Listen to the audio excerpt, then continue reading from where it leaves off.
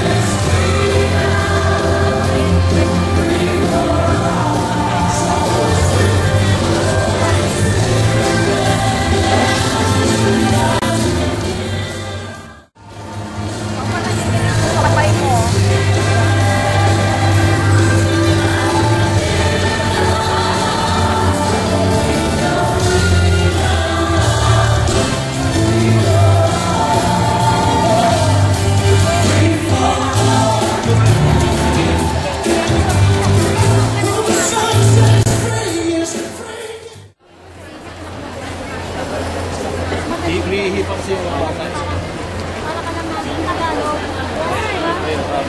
Hindi mo makita.